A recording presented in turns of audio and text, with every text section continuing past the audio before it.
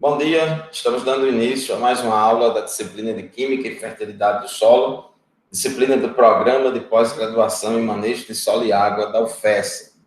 Hoje nós vamos estudar a respeito da dinâmica e disponibilidade de nitrogênio no sistema solo-planta. Então, serão duas aulas. Agora vamos ter aí a aula 10, a parte 1, e depois do intervalo, a segunda aula, a parte 2. O nitrogênio é o nutriente exigido em maior quantidade pela maioria das culturas, é exigido em maior quantidade pela maioria das culturas. E, normalmente, também, ele é o nutriente que ocorre em maior concentração na planta, por isso que é exigido em maior quantidade pelas culturas. Então, é quase como que uma regra geral, o nitrogênio é o nutriente que ocupa o primeiro lugar em termos de quantidades acumuladas na planta, quantidades exigidas pelas culturas, mas pode ter exceção a isso. Algumas culturas, como a cultura da bananeira e a cultura do meloeiro, o nitrogênio não é em primeiro lugar. Normalmente é em segundo lugar, o potássio vem em primeiro lugar, como aquele mais exigido pelas plantas. Então, na grande maioria das culturas, o nitrogênio ele ocupa a primeira posição, daí só isso já mostra para nós a grande importância que tem esse macronutriente. O nitrogênio é considerado um macronutriente primário, porque juntamente com fósforo e potássio, ele é utilizado em grandes doses nas adubações. Então, o nitrogênio é exigido em grande quantidade pelas culturas e é também utilizado em doses elevadas nas adubações. Solos que receberam a aplicação de calcário e fósforo respondem mais à adubação nitrogenada.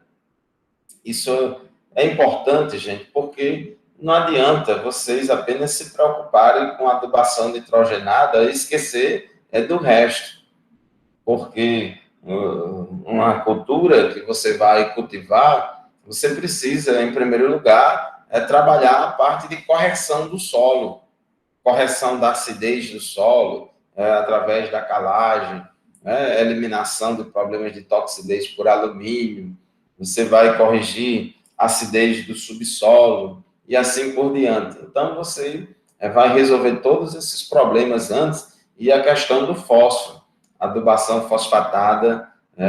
Então, você fazendo toda essa parte, o solo vai ficar em condições de oferecer à planta condições maiores para que ela receba, para que ela responda melhor à adubação nitrogenada. Existe muita interação entre fósforo e nitrogênio, entre nitrogênio e enxofre. Então, quando vocês resolvem esse problema do fósforo, do enxofre, a planta responde mais ainda à adubação nitrogenada.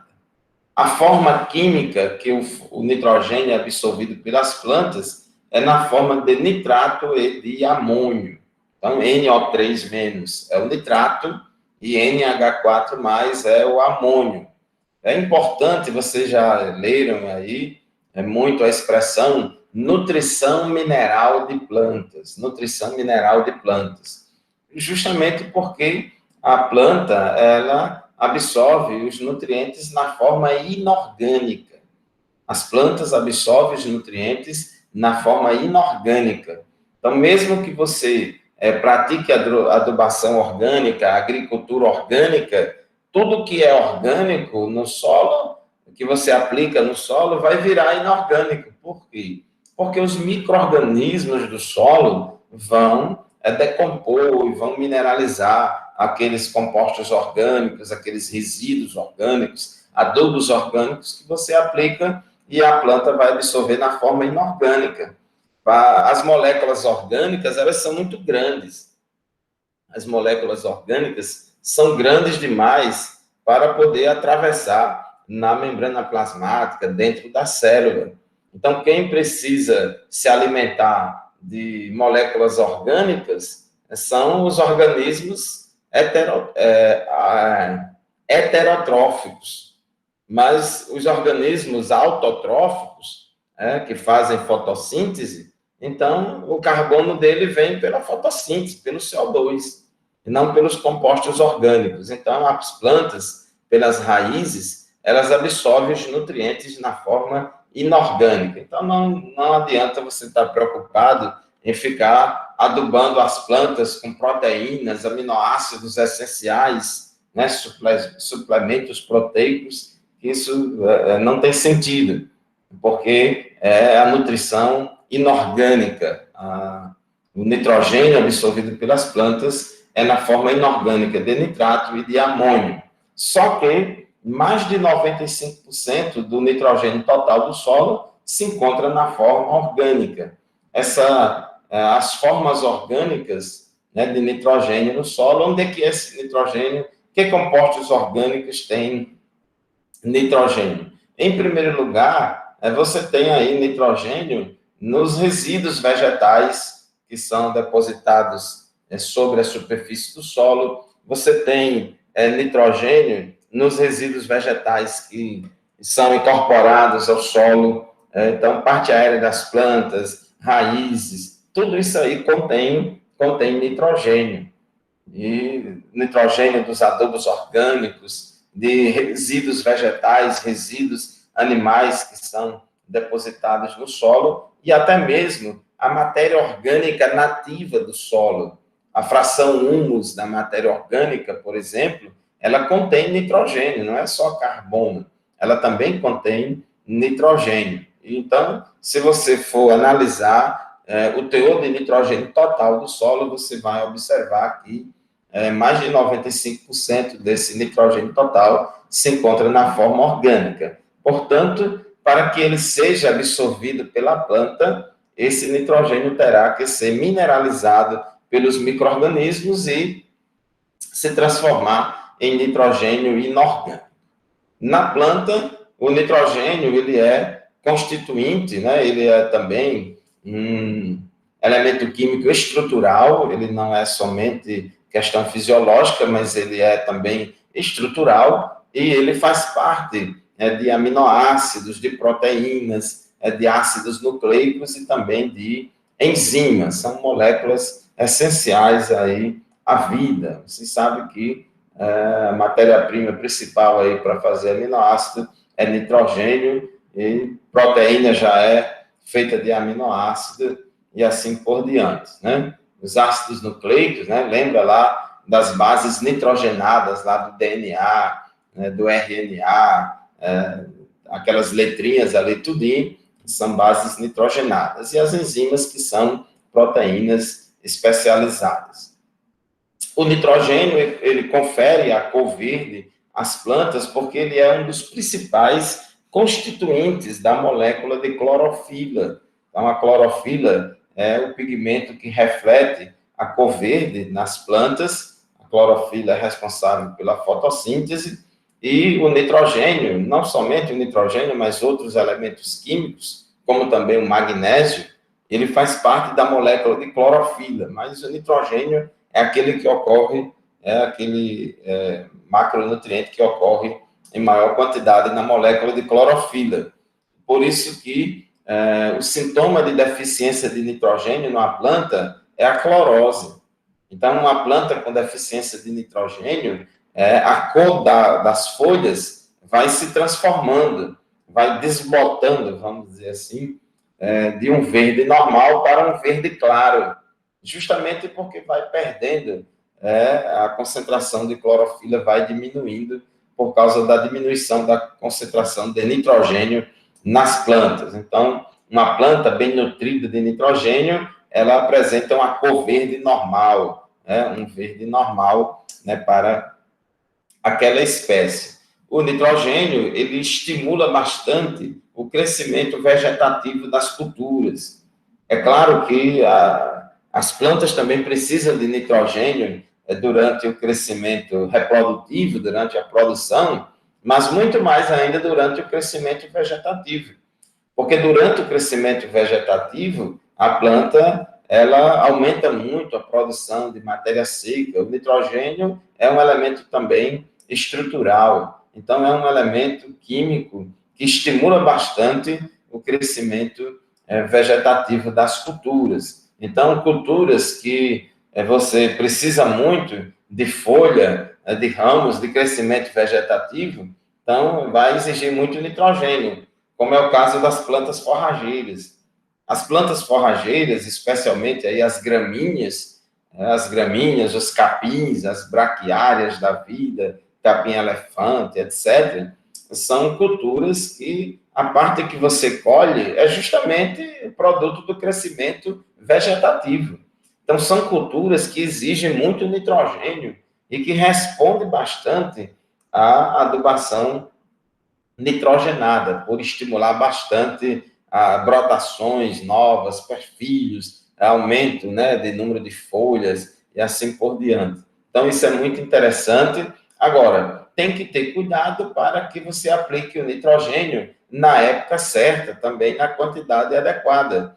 Porque se você estimular excessivamente o crescimento vegetativo, isso pode prejudicar o crescimento reprodutivo, né? Pode prejudicar a produção. Por exemplo, é muito comum aqui no Nordeste, nós plantamos bastante aqui o feijão de corda, ou feijão vigna, né? O calpi, e o calpi é uma planta muito sensível a excesso de nitrogênio. Se você colocar nitrogênio demais no cultivo do feijão calpi, ele vai ter um crescimento vegetativo muito exuberante, exagerado, vamos dizer assim, e isso vai se refletir numa menor produção de vagens, numa menor produção de grãos. E quando isso acontece, o agricultor diz que o feijão viçou, né? Rapaz, o meu feijão viçou demais e não produziu, né? Viçou demais e produziu pouco. Então, ele chama esse nome, o feijão viçar, né? Porque ele cresceu bastante do ponto de vista vegetativo e fica muito bonito, realmente é bonito um plantio de feijão com bastante crescimento vegetativo, fica muito bonito o feijão, mas você vai procurar vagem, vai procurar grãos, tem pouco. Então, isso é porque aplicou nitrogênio nessa fase de crescimento reprodutivo, produção de grãos, e aplicou em quantidade exagerada, e a planta investiu muito no crescimento vegetativo, em detrimento do crescimento reprodutivo. Então, tem que ter cuidado para aplicar o nitrogênio na época certa. E o nitrogênio também tem grande influência na qualidade dos produtos agrícolas, sejam grãos, frutos, plantas forrageiras, etc. O pessoal da zootecnia faz lá nos cálculos, né, de ração, tem lá o teor de proteína bruta, em cada forragem tem lá a tabela nutricional, até mesmo os nutricionistas, né, que fazem aí as nossas dietas, né? Então, grão tal, né? Cultura tal, legume tal, hortaliça tal, tem teor de proteína igual a tantos por cento.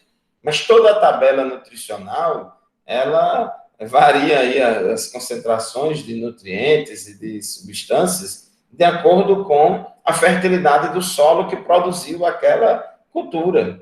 Então, se você diz lá, o capim-elefante tem tantos por cento de proteína bruta, mas se aquele capim-elefante foi produzido em um solo pobre em nitrogênio, né, ou que não foi adubado com nitrogênio, o teor de proteína daquela forrageira vai ser baixo.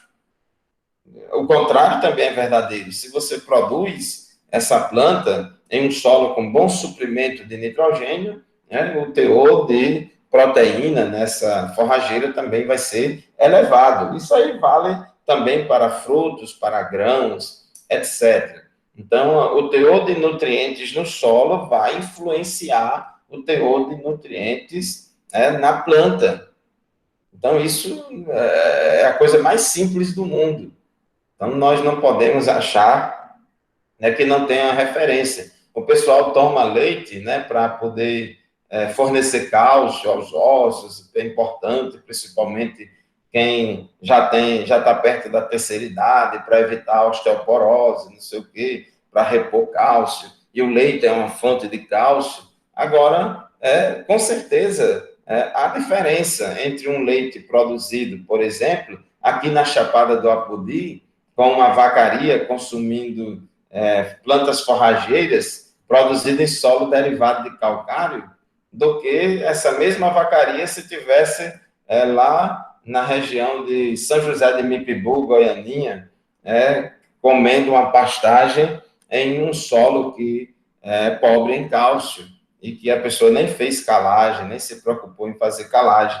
Então, o leite, o teor de cálcio desse leite vai ser diferente, vai ser diferente. Então, o teor do nutriente no solo vai, com certeza, influenciar o teor de nutrientes na planta. Então, o nitrogênio, ele pode influenciar o tamanho do fruto, né, de fazer com que o fruto seja maior ou seja menor, o número de frutos por planta. Então, ele afeta bastante isso aí. A vida útil pós-colheita. É claro que as influências dependem de cada espécie. Cada cultura vai, vamos dizer assim, responder diferentemente à deficiência e ao excesso de nitrogênio. Cada um vai responder de uma forma bem característica. Então, você deve conhecer a cultura que você estiver trabalhando, como é que ela reage à deficiência de nitrogênio e também ao excesso de nitrogênio. Ok?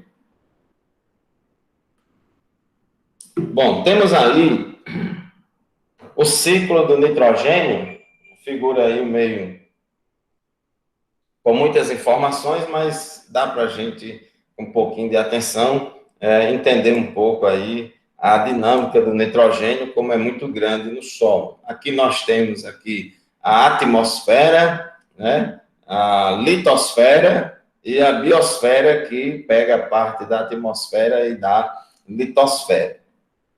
Bom, uma coisa interessante é que o nitrogênio é o único nutriente que não é proveniente das rochas, ou seja, nitrogênio não é proveniente de nenhum mineral.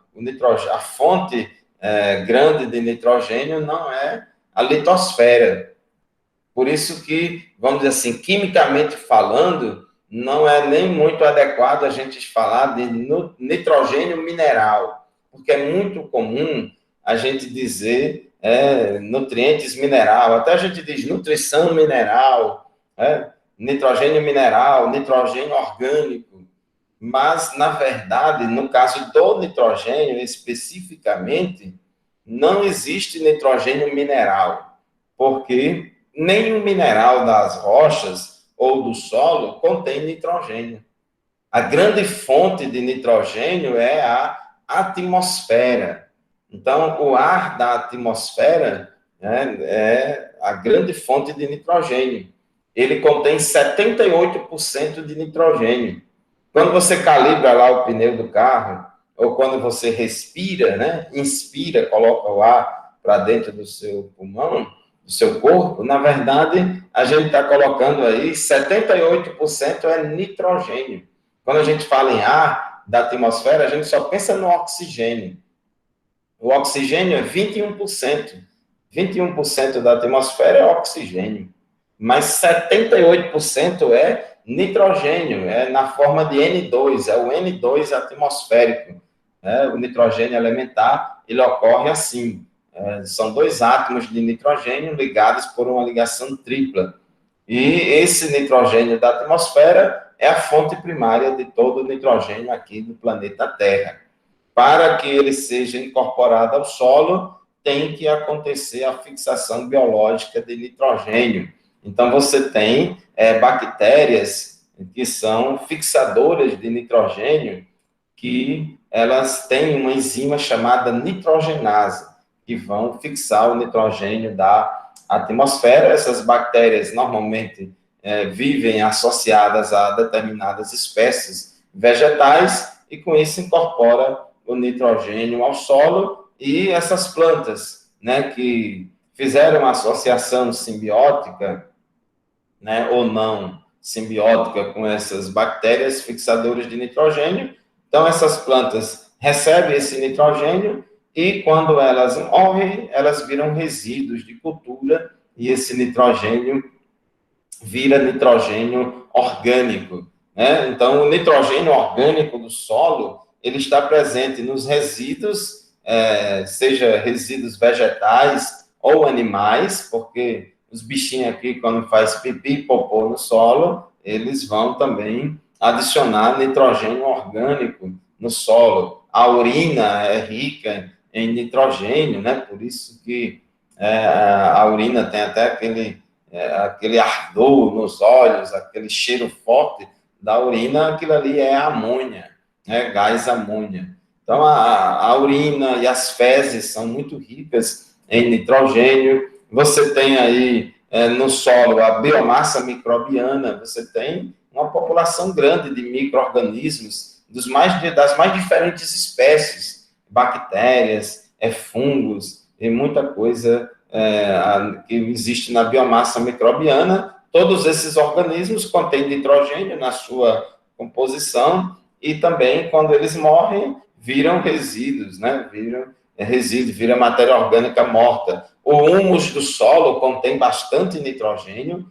aquelas frações, substâncias úmicas, ácidos fúlvicos, umina, todas elas têm nitrogênio também. Quando você aplica adubo orgânico no solo, os fertilizantes orgânicos também têm nitrogênio. Esse nitrogênio todo, na forma orgânica, ele vai sofrer a decomposição dos micro-organismos. Então, os micro-organismos do solo vão mineralizar esse nitrogênio orgânico, transformando ele em nitrogênio inorgânico, na forma de amônio, né, na forma de amônio. Depois a gente vai ver que a passagem do amônio para a forma orgânica é chamada de imobilização. Daqui a pouco nós vamos falar sobre isso. Esse amônio liberado, então observe que todo o nitrogênio orgânico, na forma de aminoácidos, proteínas, enzimas, ácidos nucleicos, etc., os organismos do solo, os micro-organismos, transformam todo esse nitrogênio orgânico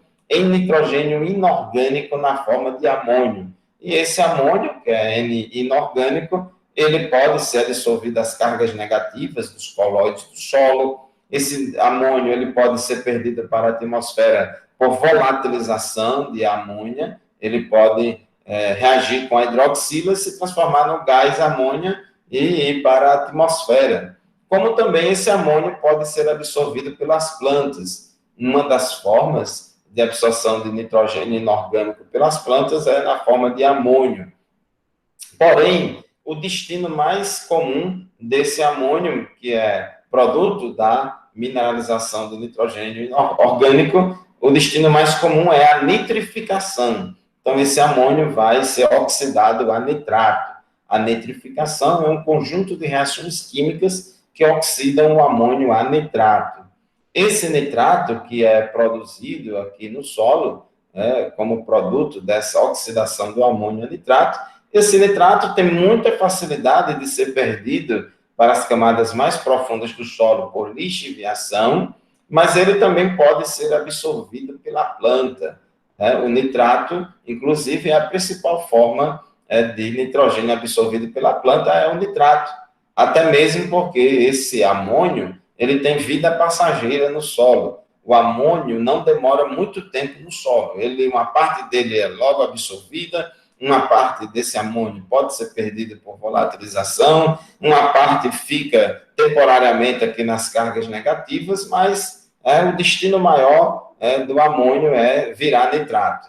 Então, esse nitrato ele pode ser absorvido pela planta, tem muita facilidade de ser perdido por lixiviação e também pode ser perdido para a atmosfera por desnitrificação. Ele pode virar nitrogênio elementar ou óxido nitroso e ser perdido para a atmosfera. Até mesmo quando você tem chuvas, onde você tem relâmpagos, pode haver deposição atmosférica de nitrogênio, né? Pode quebrar essas ligações químicas do nitrogênio elementar e aportar nitrogênio ao solo. E a própria indústria de fertilizantes, né, que produz aí fertilizantes nitrogenados, e quando o agricultor aduba o seu solo com adubo nitrogenado, inorgânico, industrial também está colocando nitrogênio no solo. Então, vocês observam aqui que a dinâmica de nitrogênio no sistema solo-planta é muito grande, ele se transforma demais, se oxida, se reduz, se transforma em gás, se transforma em rio, se transforma na forma orgânica, na forma inorgânica, tem diferentes entradas e saídas, né, no sistema. Então, é muito importante a gente entender o nitrogênio no solo, levando em consideração todo esse contexto de entradas e saídas de nitrogênio no sistema solo-planta. Então, observando direitinho essa figura aí, do ciclo do nitrogênio, vamos perceber que as principais entradas de nitrogênio no sistema são por deposição atmosférica, fixação biológica de nitrogênio da atmosfera, fixação industrial e reciclagem de nitrogênio no sistema solo-planta, comandada aí pelos micro-organismos, transformando esses resíduos orgânicos.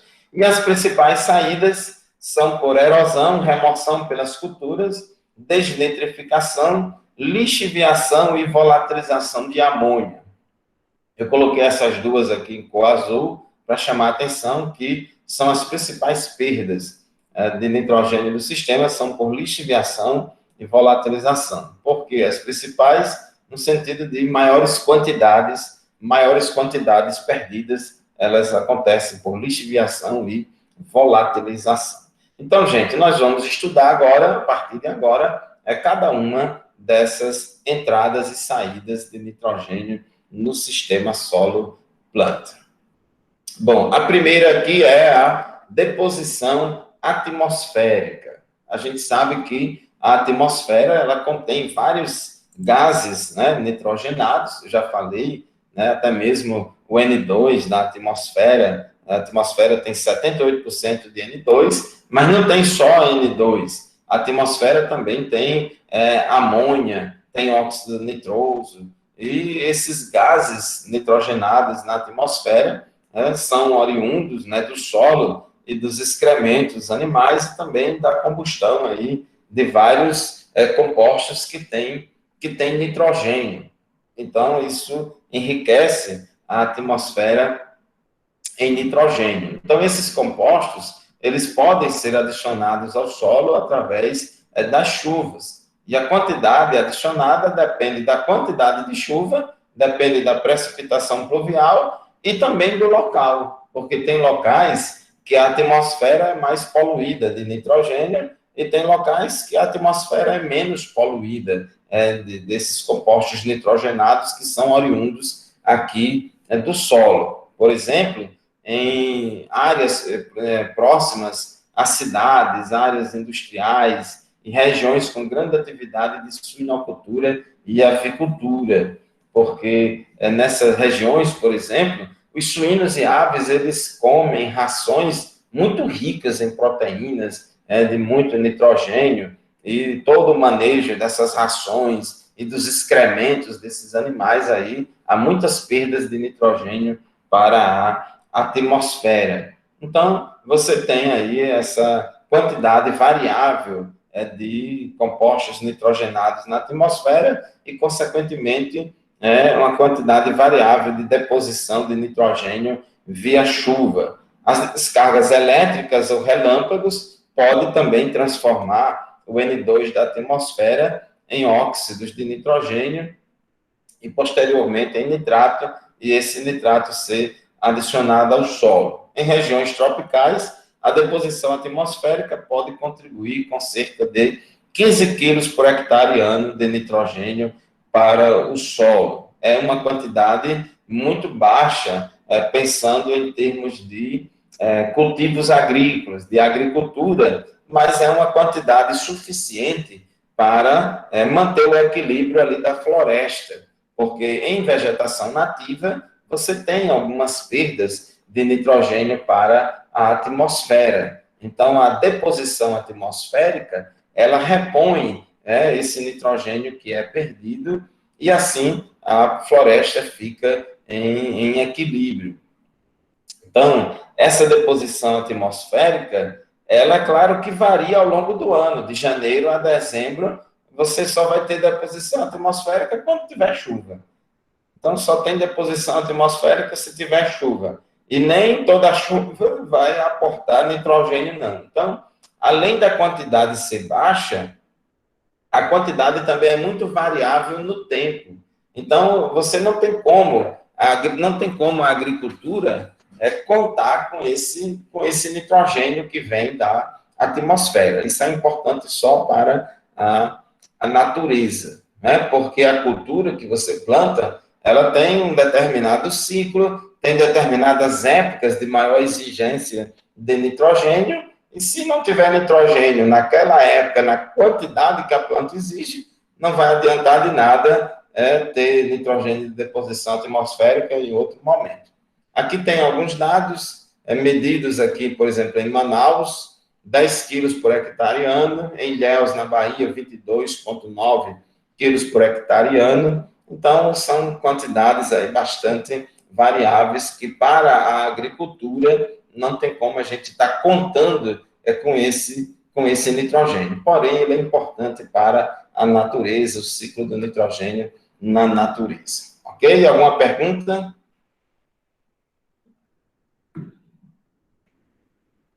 Bom, a fixação biológica de nitrogênio da atmosfera, isso aqui é extremamente importante, tanto na natureza como também na agricultura. Eu falei para vocês que nenhum mineral contém nitrogênio. Todo o nitrogênio aqui da Terra, a fonte primária dele é a atmosfera. E esse nitrogênio ele vai para o solo, ele entra no solo através da fixação biológica de nitrogênio e também através das adubações, orgânicas e inorgânicas, deposição de excrementos, etc. Então, na atmosfera, o nitrogênio está na forma elementar de N2, é uma ligação tripla de alta energia entre esses dois átomos de nitrogênio, e essa ligação tripla aqui de alta energia, ela não é quebrada dentro do nosso organismo. A gente respira o ar, esse ar atravessa os pulmões e tal, a gente inspira e expira esse nitrogênio e não aproveita nada dele. Nós não temos nenhuma enzima, nenhum composto químico capaz de quebrar essa molécula, essa N2 aqui, e aproveitar o nitrogênio. Se a gente tivesse essa capacidade, nem precisava mais comer carne, comer queijo, comer ovo, não precisava mais comer nenhuma proteína de origem animal, bastava apenas respirar, que a gente já aproveitava o nitrogênio, né? Era bom, né? Se isso acontecesse, o preço da feira era mais barato, né? Mas nós não temos isso. Só que tem vários micro-organismos na natureza que têm uma enzima chamada de nitrogenase. Então, esta enzima chamada nitrogenase é uma enzima capaz de quebrar essa ligação química e transformar o N2, o nitrogênio elementar, em amônia.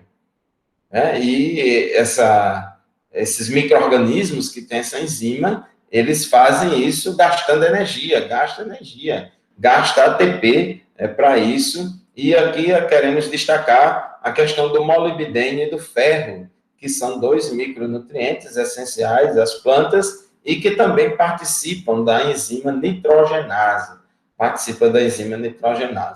Então, isso é fundamental, essa fixação biológica de nitrogênio. Então, essa fixação biológica de nitrogênio, você tem aí várias espécies de bactérias que fazem isso, que têm essa enzima nitrogenase. Normalmente, o que mais a gente conhece é a fixação biológica de bactérias do gênero Rhizóbio e Bradyrhizóbio, que se associa simbioticamente com as leguminosas, com as plantas chamadas de leguminosas, para poder fixar o nitrogênio. Então, na natureza, dentre as espécies nativas, tem muitas espécies vegetais que faz essa associação simbiótica com bactérias para fixar nitrogênio da atmosfera. E tem até também algumas plantas cultivadas. Existe também árvores, né, arbustos, tem plantas de diferentes portes na natureza que fixa. Na verdade, não é a planta que fixa o nitrogênio da atmosfera.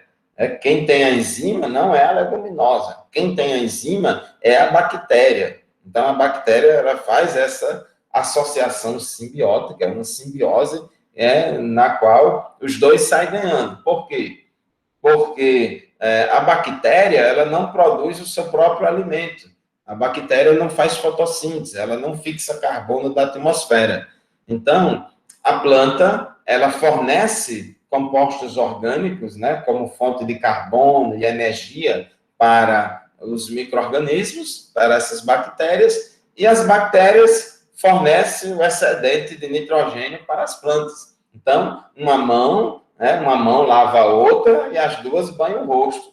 Então, todo mundo sai ganhando na simbiose, porque a bactéria ela fixa nitrogênio demais da conta, além do que ela precisa, e esse excedente ela fornece para a planta. E a planta fornece, o excedente aí fornece compostos orgânicos, produtos da fotossíntese para a bactéria. Mas não tem somente fixação biológica através dessa simbiose, que a bactéria cria o nódulo lá na raiz. Tem vários aspectos aí dessa fixação biológica, são várias espécies, várias culturas diferentes, que não vamos entrar em detalhes aqui da microbiologia disso, mas que é muito interessante.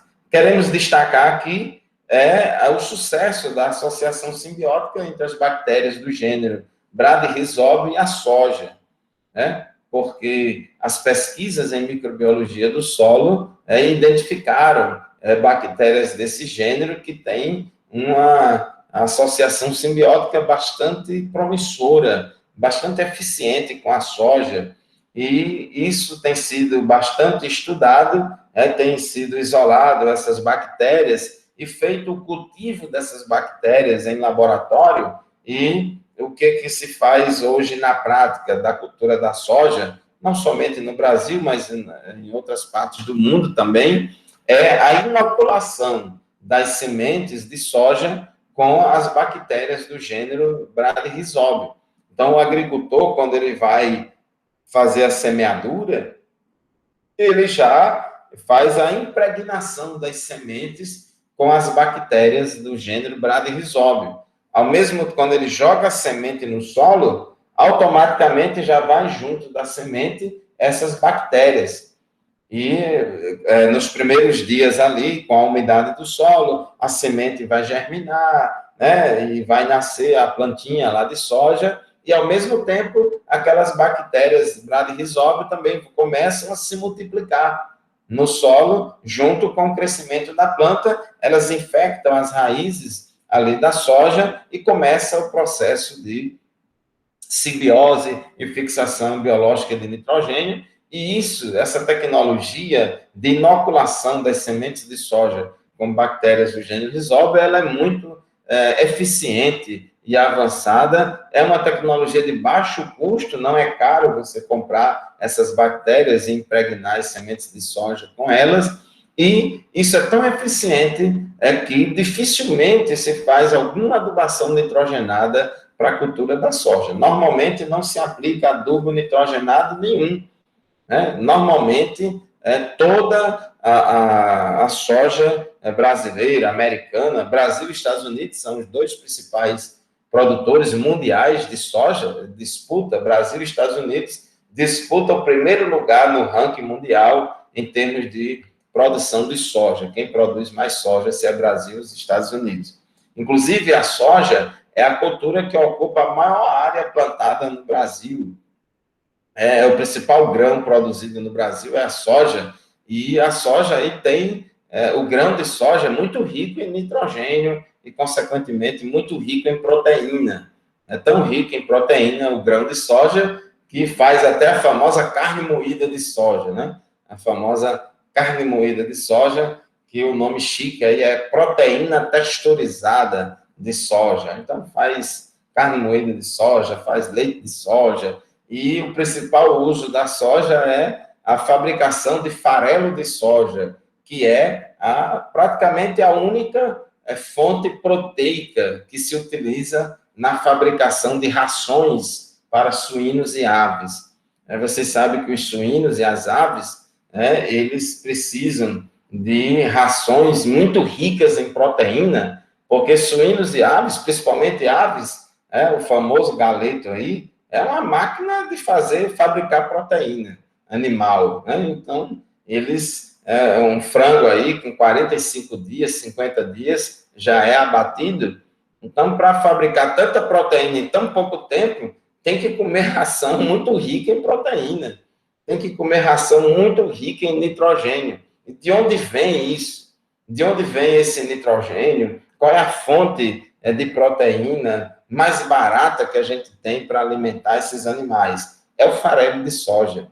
Às vezes a gente acha que o produto mais nobre da soja é o óleo de soja, porque todo mundo consome óleo de soja, dificilmente alguém deixa de comprar óleo de soja para comprar óleo de algodão, óleo de canola, óleo de girassol. Normalmente a gente vai no mais barato, né, que é o óleo de soja.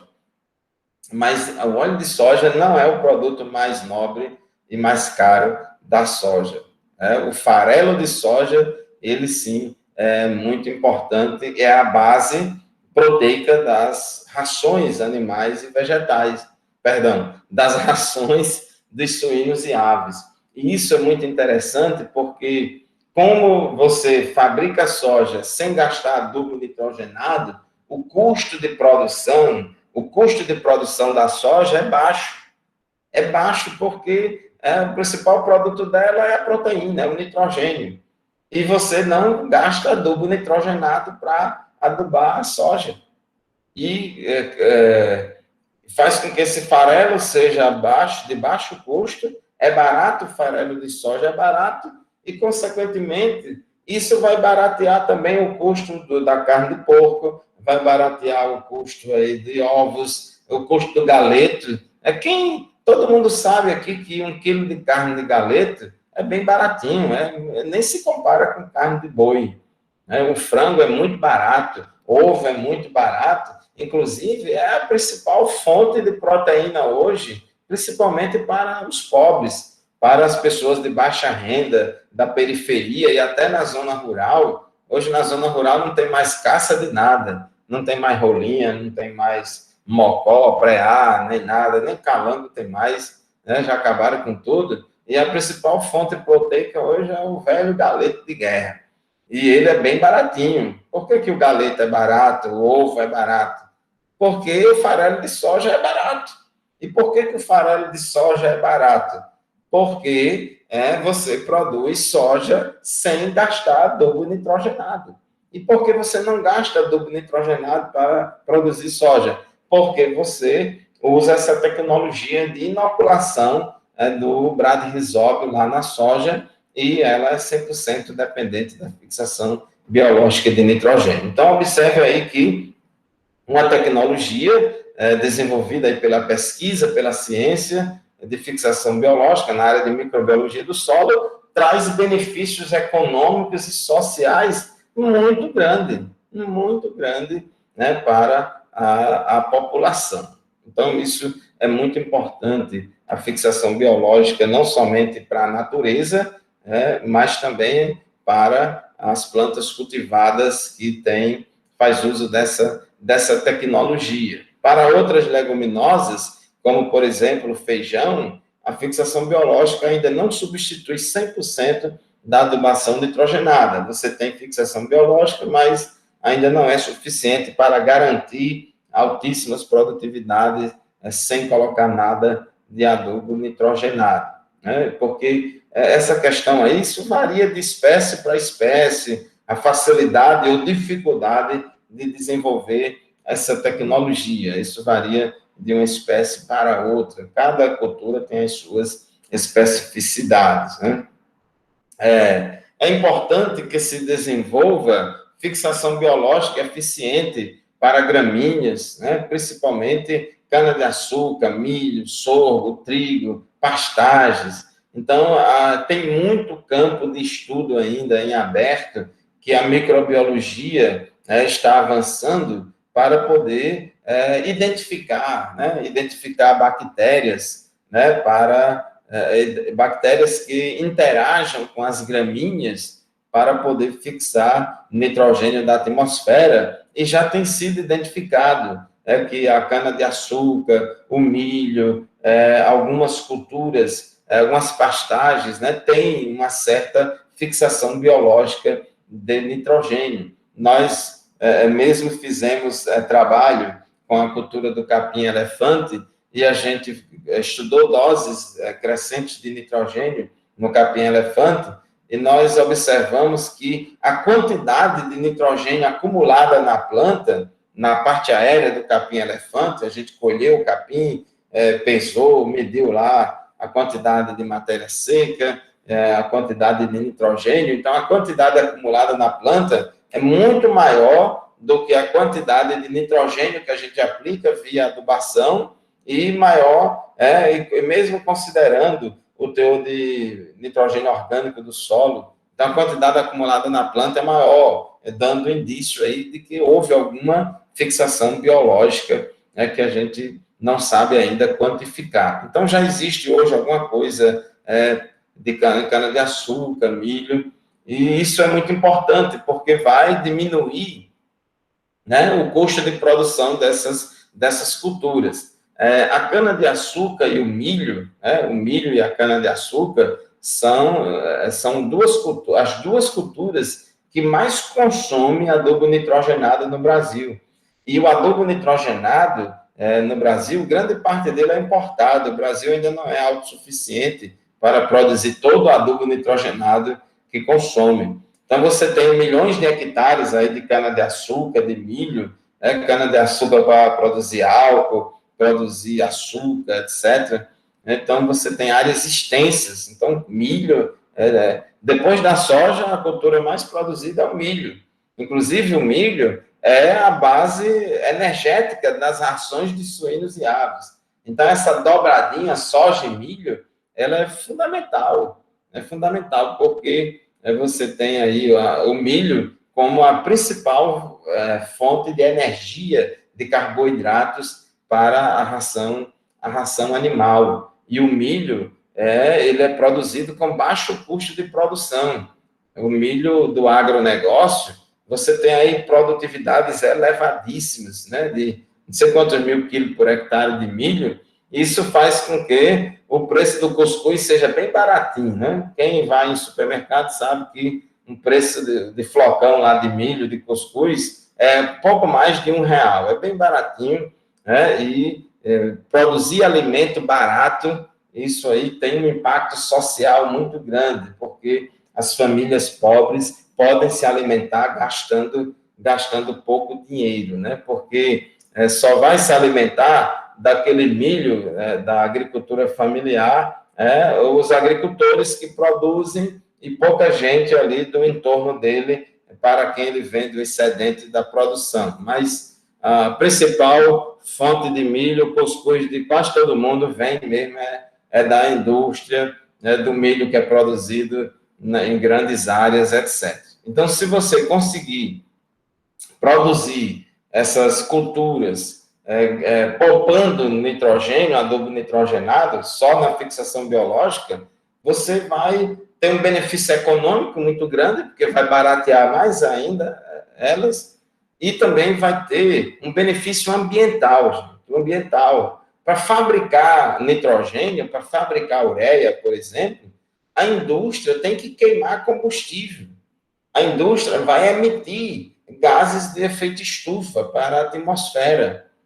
Então, a produção de fertilizante industrial emite gases para a atmosfera. Depois, esse adubo produzido na indústria, ele vai ter que ser transportado da indústria até a fazenda via caminhões. E esses caminhões vão estar aí cheios de adubo nitrogenado, queimando óleo diesel aí nas estradas, emitindo CO2 para a atmosfera, cavando buraco nas estradas e tudo mais. Então, se você evita tudo isso, se você produz tudo na fixação biológica, então isso é fantástico. Você também tem um benefício ambiental, porque você deixa de produzir mais nitrogênio na indústria, você vai evitar esse transporte, essa queima de combustível. E outra coisa importante, no Brasil, principalmente no sistema de produção do agronegócio, de grandes culturas, você planta o milho depois da soja. Você planta a soja na fixação biológica, só que depois que você colhe essa soja, você tem todo um sistema radicular da soja e uma parte aérea da soja rica em quê, gente? Rica em nitrogênio orgânico. Você tem uma palhada de soja rica em nitrogênio orgânico que vai se decompor no solo e vai liberar nitrogênio para o milho que você vai cultivar em sequência. Então, o milho cultivado no solo após a soja, esse milho vai receber muito nitrogênio proveniente da decomposição da palhada da soja. Com isso, você diminui o gasto com adubo nitrogenado para produzir o milho. Então, é mais um fator que contribui para baratear o preço do milho e também com benefícios não somente econômicos, mas também ambientais. Ok? Alguma pergunta? Professor, o senhor falou que para a soja, 100% do nitrogênio que é fixado no solo é através das bactérias, dos entrópios. E isso é para todos os solos ou para solos mais arenosos, onde a volatilização desse nitrogênio vai ser bem maior do que de um solo argiloso? Possa ser que tenha necessidade de uma adubação nitrogenada em um solo mais arenoso? Não há necessidade. Quando você produz a soja com inoculação do risóbio lá na semente, você vai ter a fixação biológica de nitrogênio na soja eficiente, tanto em solo arenoso como em solo argiloso. Vai atender a necessidade da planta, independentemente do solo. E outra coisa, aqui na minha cidade, alguns horticultores eles estão utilizando uma técnica que pôr nitrogênio no período, na cultura do alface, no período que a planta vai emitir o pedúnculo para a floração. Então, é uma técnica que eles estão utilizando para certos momentos que a cultura ela não tem uma venda tão grande. Então, quando a partir dos 45 dias, a planta tende a emitir o pendão para florir. Então, uma semana antes, eles colocam ou adubam a cultura com nitrogênio, para que ela não emita esse pendão. Será que é viavelmente econômico fazer isso? Porque realmente funciona. Realmente você tira toda a questão hormonal que a planta ia lançar para frutificação ou período reprodutivo e lança folhas, tira até o amargor da planta. A folha fica suculenta e palatável ao humano. Mas será que é viável economicamente? Isso aí tem que fazer uma avaliação disso aí. Não sei, pessoal da olericultura, quem deve ter mais propriedade para responder isso, mas aquilo que a gente estava falando, o nitrogênio estimula o crescimento vegetativo. Então, se a planta está perto de entrar na fase de crescimento reprodutivo, se você coloca nitrogênio, então ela vai privilegiar o crescimento vegetativo ao invés do reprodutivo. Então, ela vai atrasar essa frutificação, etc. Agora, você tem que saber se isso vai produzir um alface que seja aceito pelo mercado. Porque toda adubação gasta dinheiro. Você gasta dinheiro. Gasta dinheiro com adubo, tem um preço do adubo e tem um preço da operação, da mão de obra que você vai usar para aplicar esse adubo. Então, se você fazendo isso, se isso vai ser economicamente viável, né? Se tem que avaliar o custo-benefício disso aí. Esse produto, essa alface, depois disso, vai ter uma boa qualidade?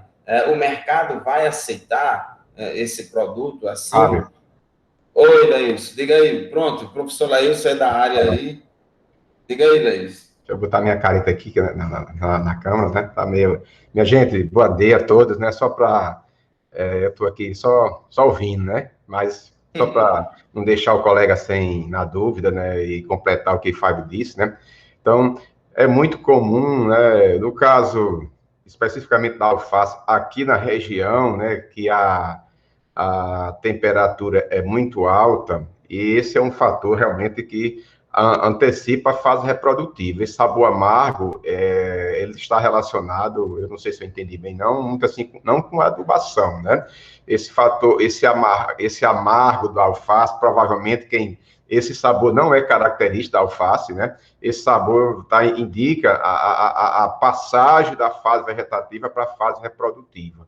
Então, no intuito de se ter uma cabeça, como a gente chama assim, de alface maior, muitas vezes você, né, nessa fase aí, depois dos 15, 20 dias, se faz uma adubação, assim, com a quantidade maior. Tanto que a alface é um ciclo muito rápido, muito curto, então você tem que ter uma adubação de fundação boa, né, porque com 30 e poucos dias você está colhendo. Então, assim, para você colocar a fonte e essa cultura responder muito rápido, pode, assim, colocar muito nitrogênio, você pode até perder muito dinheiro, porque o ciclo é muito rápido, mas essa aceleração do ciclo, ela se dá pela temperatura que é muito, aqui da região, que é alta, então ela vai chegar, vai ficar amargo, vai mais provavelmente, assim, fazer adubações muito pesadas é muito mais provável que você perca, né? Aí, uma solução para você ter uma condição, uma alface maior, lógico, não estou dizendo que o nitrogênio é importante, mas é procurar algum artifício para amenizar a temperatura. Aí sim, você vai ter talvez um ciclo um pouquinho maior e essa alface possa ficar um pouco maior sem esse sabor amargo. Esse sabor amargo tem que tomar muito cuidado no momento da colheita, porque isso acontece muito rápido, né? Às vezes o produtor fica esperando, não, eu vou esperar mais aí uma semana para ver se, na verdade, ela não vai crescer. O que é que vai acontecer? Vai entrar na fase reprodutiva, ela vai produzir aquele látex e ela vai começar a espigar.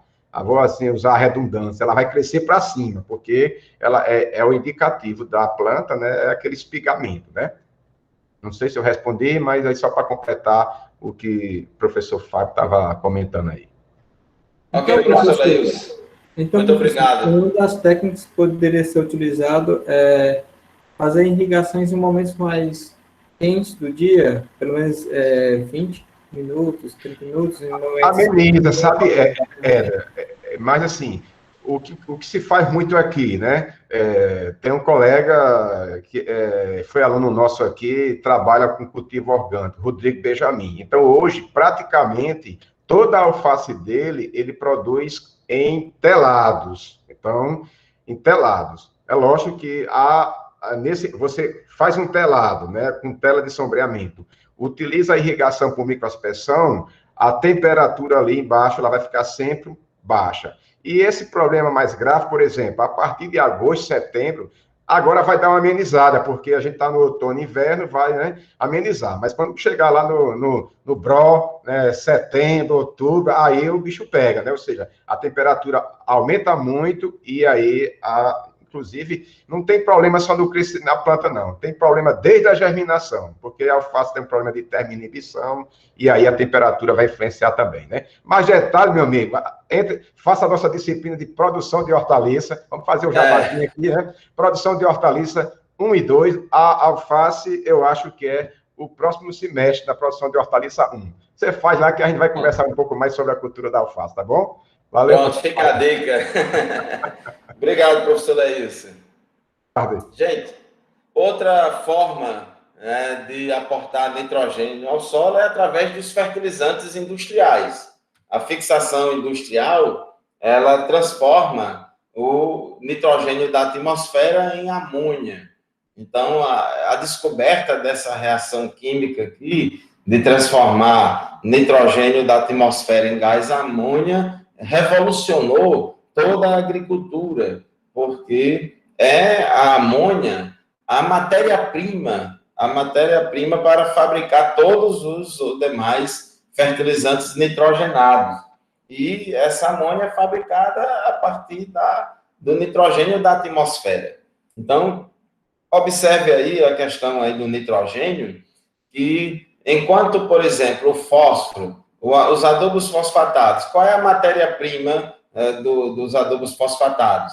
É o fosfato natural lá da rocha, que é rico em apatita, no mineral apatita. Então, você vai ter um gasto lá da lavra, né, da exploração da mina, lá na natureza, pegar essa rocha, escavar essa rocha, moer, triturar, trazer esse material para a indústria, ir lá atacar esse material com ácido, fabricar lá o adubo fosfatado e assim por diante.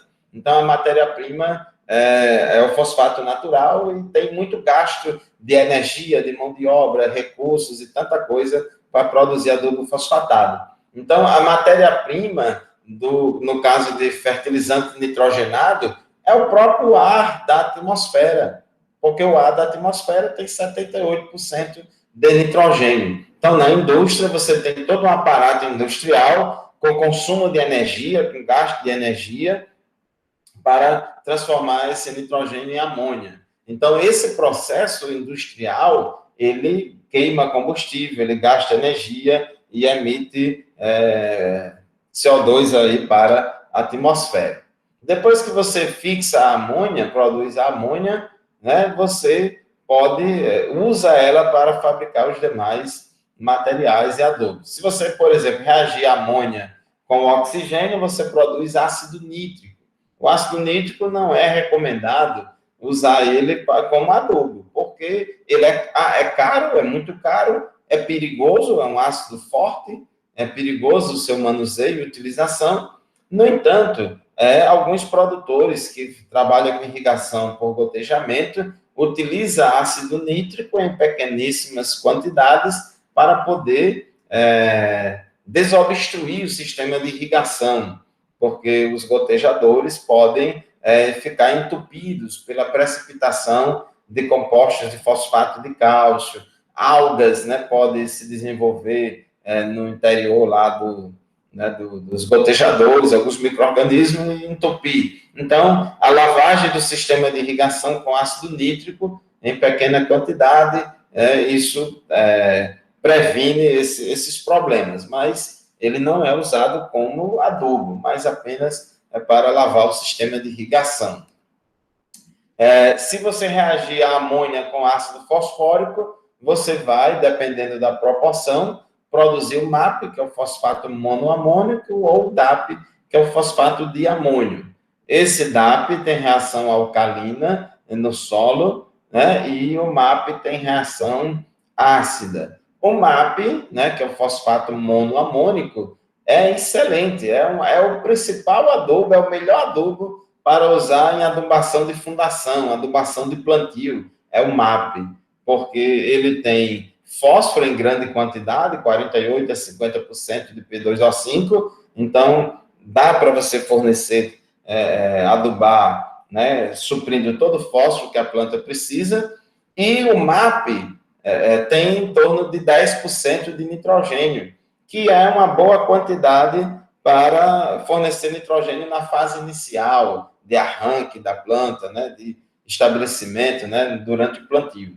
Então, o MAP é o principal adubo, vamos dizer assim, o melhor adubo para se usar em fundação, no plantio, porque ele tem fósforo e nitrogênio em quantidades, em proporções muito boas, e em solos alcalinos, como os daqui da Chapada do Apodi, solos derivados de calcário, ele é muito bom porque ele tem reação ácida, é melhor do que o supertriplo. O supertriplo também pode usar para adubação fosfatada, o supertriplo tem fósforo e cálcio, mas os solos derivados de calcário já tem cálcio demais, esse MAP seria melhor ainda. Seria não, é melhor ainda. O nitrato de amônio é produzido quando você reage o ácido nítrico com o gás amônia. Aí forma o nitrato de amônio. Então, observe aqui que quando o nitrato de amônio dissocia no solo, libera o íon amônio e o íon nitrato, que é justamente as duas formas mais absorvidas pelas plantas. Só que esse nitrato de amônio é um adubo muito caro e também perigoso. Vocês devem se lembrar que no ano passado houve uma grande explosão lá no porto de Beirute, eu já ia dizer aeroporto, no porto de Beirute, lá no Líbano, houve uma grande explosão lá, e aquela explosão foi ocasionada por um grande estoque de nitrato de amônio que estava lá no porto. Então, eles estocaram toneladas e milhares de toneladas de nitrato de amônio lá, e esse nitrato de amônio teve contato com fogo, porque o nitrato de amônio em contato com fogo, ele explode, ele causa uma explosão muito violenta. Inclusive, se usa até nitrato de amônio também para fazer artefatos aí de explosivos, essa coisa toda. Então, é um adubo que é bom do ponto de vista nutricional, é caro, não é barato, e ele é muito controlado, né, pelas autoridades. Ele é muito controlado pelas autoridades, justamente porque ele pode ser usado para o mal e como também é perigoso o seu manuseio e utilização. Então, tem que ter muito cuidado no armazenamento, manipulação do nitrato de amônio, né? Mas ele não é muito usado porque tem outros mais baratos. Se reagir a amônia com o ácido sulfúrico, vai produzir o sulfato de amônio, que é um adubo nitrogenado interessante, tem 20% de nitrogênio e 24% de enxofre.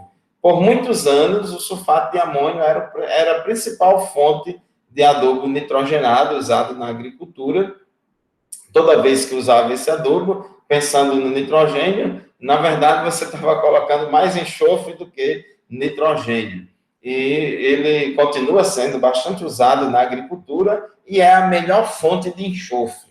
A melhor fonte de enxofre. Eu sei que tem enxofre no gesso, tem enxofre no superfosfato simples, mas na prática do dia a dia da fazenda, a melhor fonte que tem para poder suprir aquele enxofre que está precisando é o sulfato de amônio, adubo solúvel, né, que você pode usar na sua adubação nitrogenada de cobertura, uma determinada fração da dose de nitrogênio. Ao invés de fornecer com a ureia, você fornece via sulfato de amônio, porque atende tanto a questão do nitrogênio como do enxofre, né? Só que é um adubo pouco concentrado, só tem 20% de N e 24% de enxofre. E o adubo nitrogenado mais usado na agricultura é a ureia. A ureia, você produz ela reagindo o gás amônia com o gás CO2. Aí produz a ureia. A ureia, ela só tem nitrogênio e a ureia tem 45% de nitrogênio. Então, por a ureia ser mais concentrada, a ureia sendo mais concentrada, com 45% de N, ela também barateia, se torna mais barato o frete, porque um caminhão carregado de ureia, ele carrega mais do que o dobro de nitrogênio desse mesmo caminhão carregado com sulfato de amônio. Então, o frete diminui aí pela metade. O quilo de nitrogênio lá na fazenda, o preço do frete vai diminuir pela metade. Não é o adubo diminuir pela metade, é o quilo do nitrogênio. Nós fizemos um experimento com adubação nitrogenada na cultura do girassol, e na época que a gente fez uma análise econômica, e a gente viu que 1 quilo do nitrogênio do sulfato de amônio custava R$ 3,74, uma coisa assim, e 1 quilo de nitrogênio da ureia era R$ 2,50. Então, sempre o nitrogênio da ureia é o mais barato e é o mais usado na agricultura. E agora vamos ver sobre a reciclagem de nitrogênio no sistema solo-planta. Aqui é um pedacinho daquele ciclo do nitrogênio que a gente mostrou no início da aula. Então, você imagine aqui uma palhada ou qualquer resíduo vegetal. Um resíduo vegetal, ou um material que tem aí resíduos de origem vegetal ou animal, ou a mistura dos dois, né? Mas vamos falar aqui de uma palhada. A parte aérea de uma planta que ficou sobre a superfície do solo, as próprias raízes. É muito importante, gente. Quando você colhe uma cultura, o resíduo vegetal que fica no solo não é só a parte aérea, não, viu? Não é só a parte aérea, não. Existe também o sistema radicular. O sistema radicular, que está todo já incorporado ao solo, ele vai morrer. Aquela planta, quando você colhe, corta, ela morre. E aquelas raízes vivas, elas vão se transformar em quê? Em resíduos, em matéria orgânica morta. Então, todo esse material, quando você incorpora ao solo, ele vai sofrer o ataque dos micro-organismos. Quando você coloca resíduos orgânicos no solo, isso estimula os micro-organismos. Há um estímulo da microbiota do solo, e essa microbiota ela é saprófita, ela sobrevive da matéria orgânica em decomposição. Eles não fazem fotossíntese. Então, eles tiram o seu carbono e a sua energia dos materiais orgânicos em decomposição. Então, ele pega todo o nitrogênio orgânico que está no resíduo, na forma de proteínas, aminoácidos, etc., mineraliza esse material e esse carbono vai todo virar CO2, vai virar CO2 e vai embora para a atmosfera. Então, a mineralização de um composto orgânico é um conjunto de reações químicas de oxidação do carbono a CO2. Porque o carbono de todo composto orgânico é carbono reduzido. Então, na mineralização, esse carbono vai ser queimado, vai ser oxidado, Aquilo que o fogo faz em poucos minutos, em pouco tempo, os micro-organismos vão fazer lentamente, e esse carbono dos compostos orgânicos, da matéria orgânica viva, morta e tal, todo esse carbono orgânico vai se transformar em CO2, E CO2 é a forma de carbono mais oxidada que existe. Aí vai para a atmosfera. Bom, todo o nitrogênio orgânico é liberado na forma de gás amônia no solo. Se esse resíduo estiver sendo decomposto em cima, na superfície do solo, que é comum, por exemplo, plantio direto, você faz aquela palhada, os animais, quando excretam fezes e urinas na superfície do solo. Então, qualquer material orgânico se decompondo na superfície do solo vai liberar, vamos dizer assim, a perda de nitrogênio para a atmosfera vai ser maior. Por quê? Porque o material já está na porta da rua, já está em contato com a atmosfera. Então, tem uma facilidade maior de ser perdido para a atmosfera. Mas, se o material tiver minimamente incorporado, então você já vai evitar essa perda. Então, quando o amônio é liberado na solução do solo, então esse gás amônia, ele reage ato contínuo, simultaneamente, ao mesmo tempo ali, reage com a água da solução do solo para formar o íon amônio. Então, esse íon amônio, uma parte dele é absorvida pela planta, uma parte dele pode ficar absorvida às cargas elétricas negativas dos colóides do solo. Esse íon amônio, ele pode ser imobilizado pelos micro-organismos. Por quê? Pense bem, gente. Os micro-organismos, eles decompõem esse material orgânico, essa palhada, e eles querem dela não somente o carbono, mas todos os nutrientes.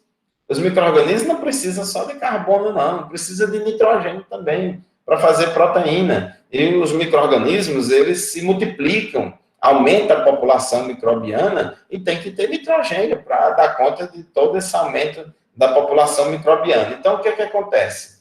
Se o teor de nitrogênio dos resíduos é baixo, esse nitrogênio que é liberado não vai ser liberado para a planta. Os micro-organismos vão absorver, porque há uma competição entre a planta e os micro-organismos. E os micro-organismos são extremamente eficientes na absorção desse nitrogênio. Então, os micro-organismos não vão deixar nitrogênio para a planta. Ele diz assim, se a farinha é pouco, meu pirão primeiro. Então, os micro-organismos eles vão ter prioridade. Só vai sobrar nitrogênio para a planta depois que atender a demanda dos micro-organismos, porque são eles mesmos que estão mineralizando. Os micro-organismos, eles transformam, decompõem esse material orgânico, não é com o objetivo de liberar nutriente para a planta, não. É com o objetivo de liberar nutriente para ele.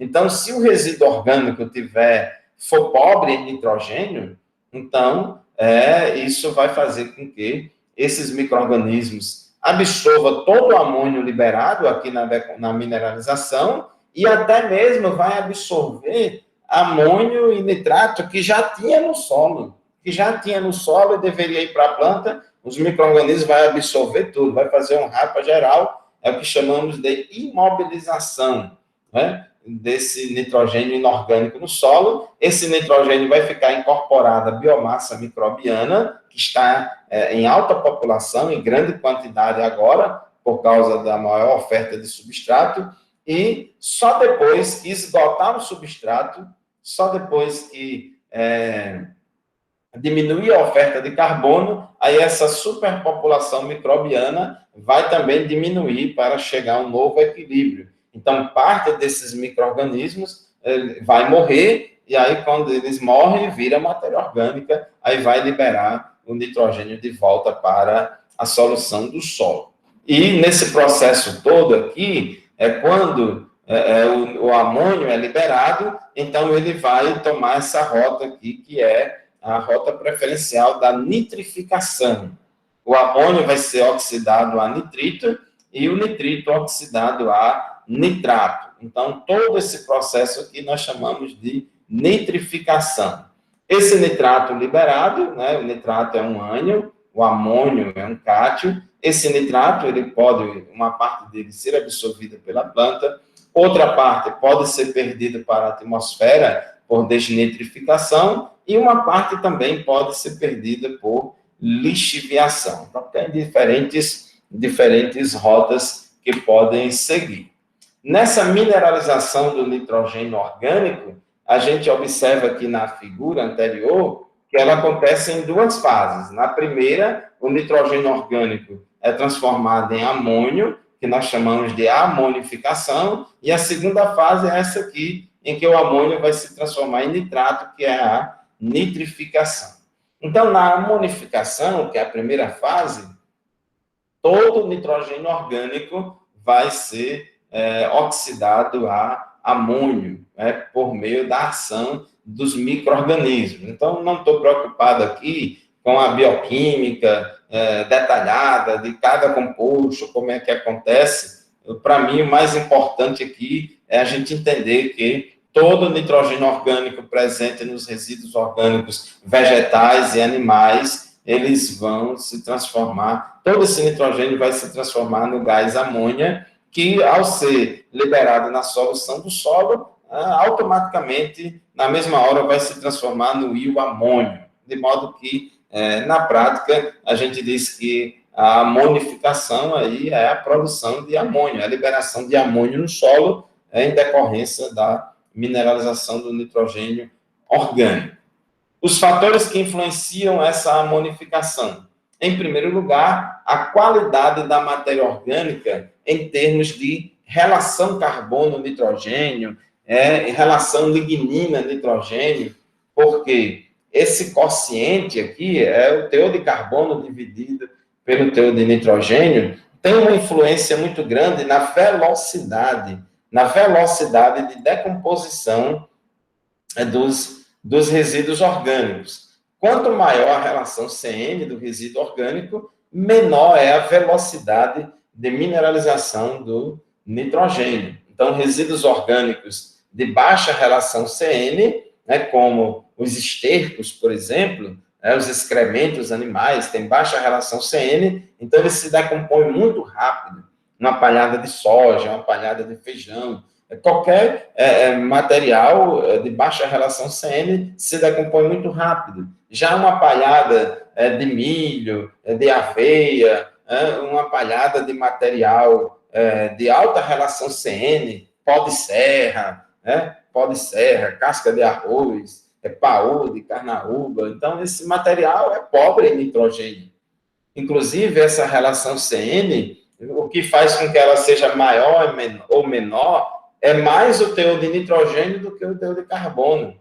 Então, na prática, você pode entender o seguinte: resíduos orgânicos pobres em nitrogênio vão se decompor lentamente no solo.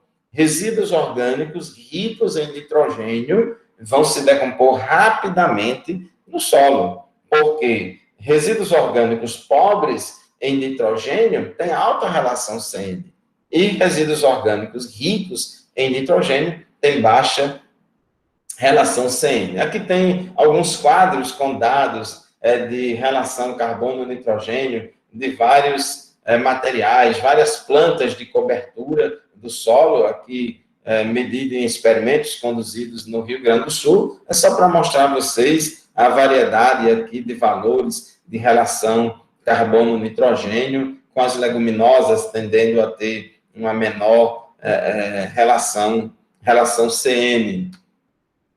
Aqui tem relação CN de cobertura morta do solo, né? De cobertura morta do solo em plantio direto, cobertura morta formada a partir, né, de resíduos, né, dessas culturas. Então, varia bastante a relação CN dos materiais e ela está muito relacionada, gente, ao teor de nitrogênio.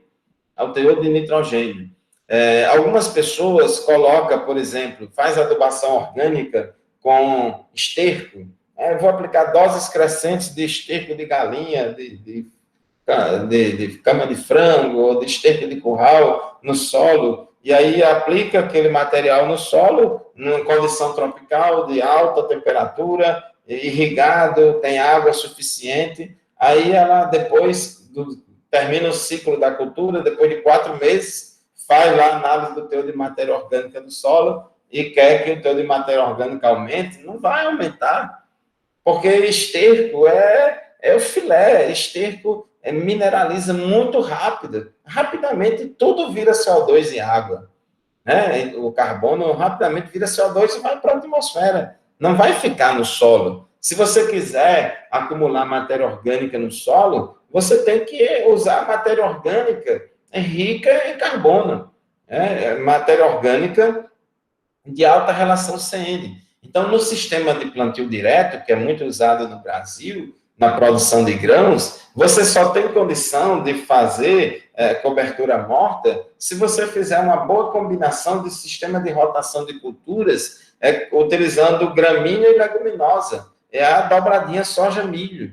Porque se você tiver só leguminosa, só palhada de soja, esse material vai se decompor muito rápido no solo e todo o carbono dele vai virar CO2, vai para a atmosfera. Então, você tem que introduzir uma cultura de alta relação CN no sistema, na rotação, na sequência, para que esse material permaneça mais tempo no solo. Você só vai aumentar o teor de matéria orgânica do solo se você introduzir materiais de alta relação CN.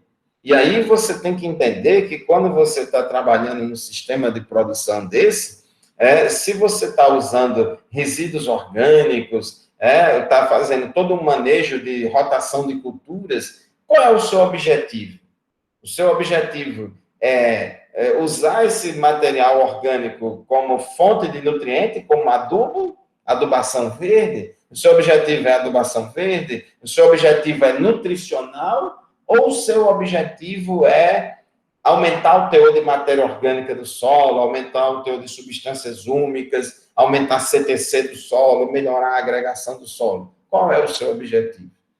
Porque se o meu objetivo é apenas nutricional, então eu vou usar resíduos orgânicos de mineralização rápida, ricos em nitrogênio, que vai fornecer nutriente para a planta em pouco tempo, vai mineralizar rápido e vai suprir os nutrientes para as plantas. Mas se eu tenho objetivo de aumentar o teor de matéria orgânica do prazo, em médio e longo prazo, né? Se meu objetivo é umificação, eu tenho que usar materiais de alta relação CN, e aí eu vou combinar, né, com materiais também ricos em nitrogênio. Então, tem que ter muita sabedoria ao trabalhar nisso. Então, você não pode usar só material rico de alta relação CN e também não pode usar só material de baixa relação CN. Então, é bom você alternar, sempre estar alternando, porque tanto é importante a questão nutricional, como é importante a questão de aumentar a teor de matéria orgânica do solo.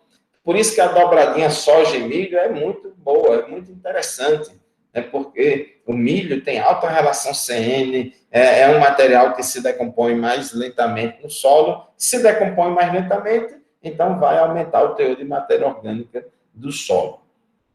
Bom, outra coisa que influencia a velocidade de decomposição dos resíduos é a umidade do solo. Tem que ter água para os bichinhos, senão eles morrem de sede. Então, o ideal é que a umidade do solo esteja próxima à capacidade de campo, nem água de menos, nem água de mais. O pH ideal para a atividade microbiana do solo é próximo da neutralidade. pH 7 é o ideal quando se fala em qualquer coisa de micro-organismo no solo.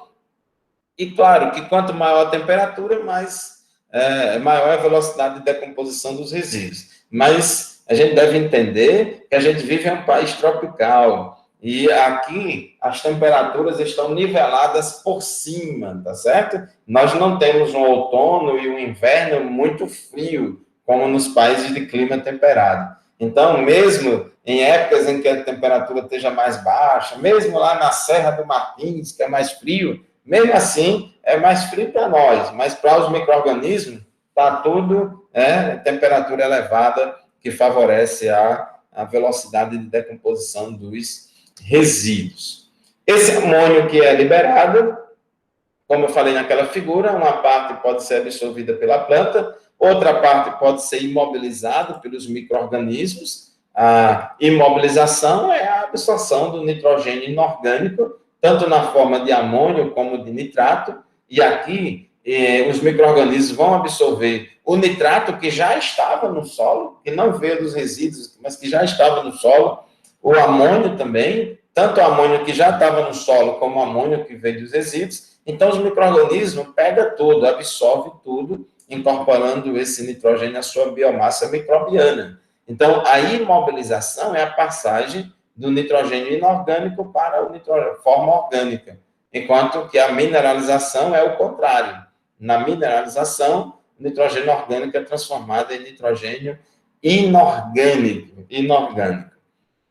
O principal fator que influencia a imobilização de N é a diferença entre a relação CN do resíduo orgânico e a relação CN dos micro-organismos. A relação CN dos micro-organismos é em torno de 10, por aí. É uma relação CN baixa. Então, quanto maior a relação CN do resíduo orgânico, mais distante vai ficar da dos micro-organismos. Então, vai ter imobilização. A gente fala muito em termos de relação CN, relação carbono-nitrogênio, mas mais importante ainda é a relação lignina-nitrogênio. A relação lignina-nitrogênio ainda é mais importante que a relação carbono e nitrogênio. Por quê?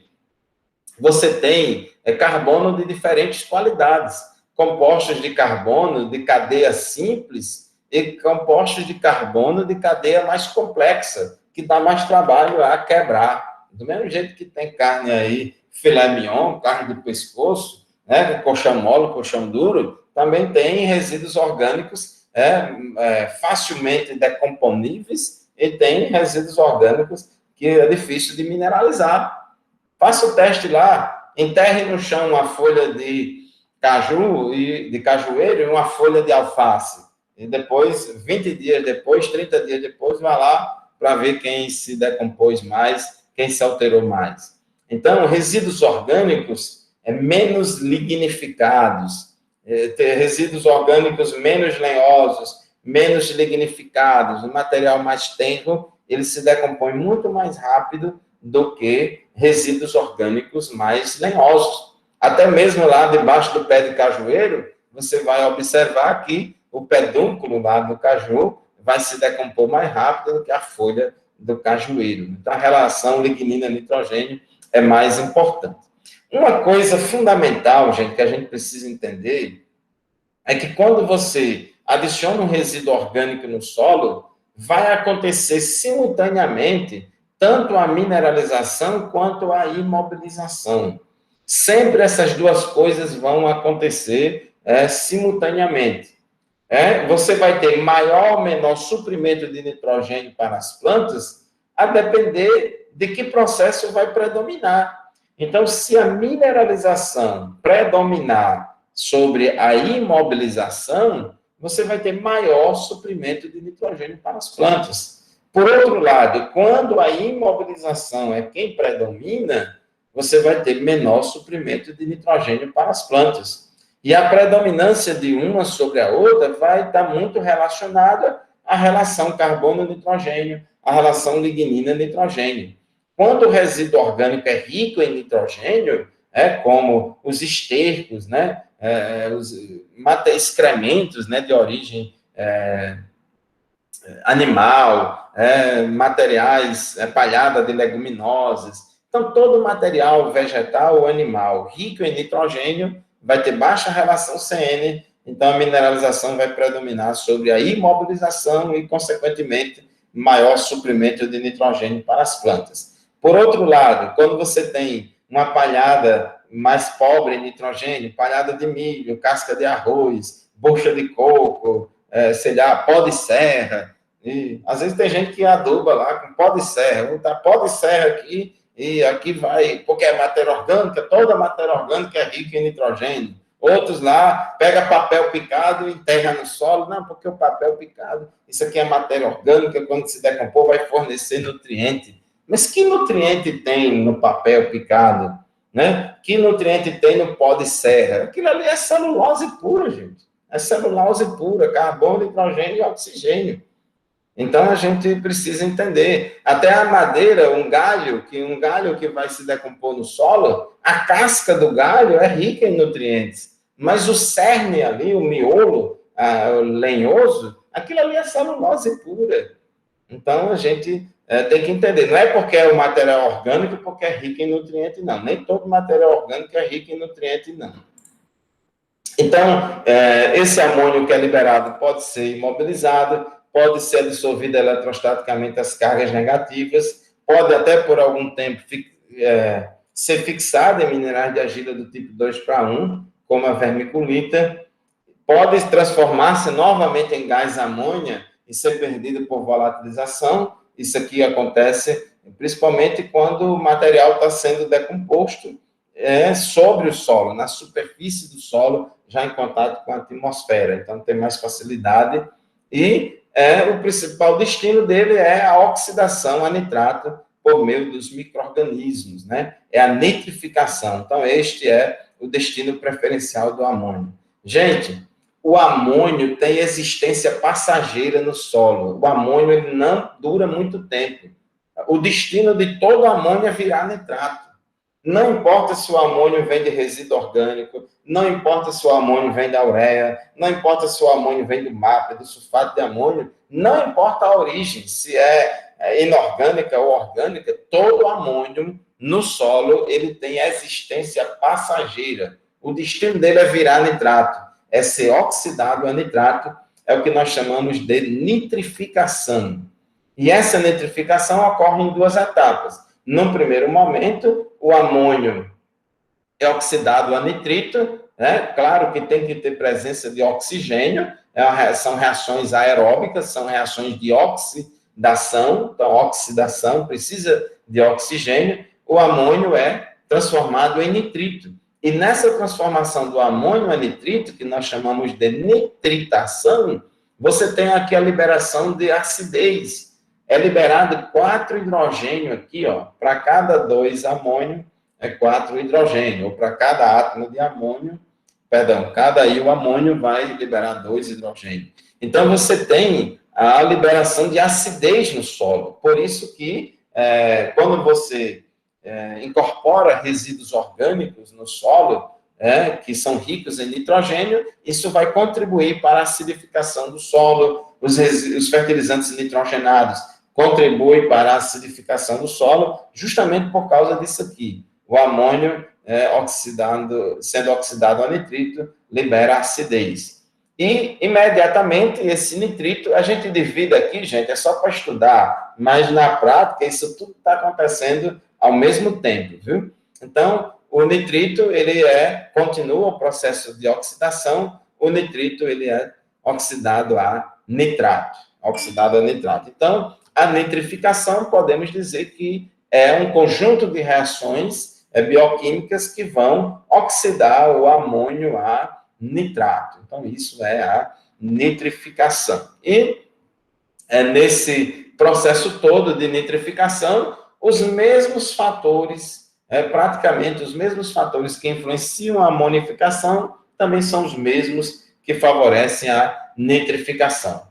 Tem que ter oxigênio, porque toda oxidação é um processo aeróbico, então a aeração é importante, então não pode ter água de mais, nem água de menos, então tem que ter água na medida certa, o ideal na capacidade de campo, pH em torno de 7 também, e temperatura, quanto mais elevada, melhor, lembrando sempre que nos trópicos as temperaturas estão niveladas por cima.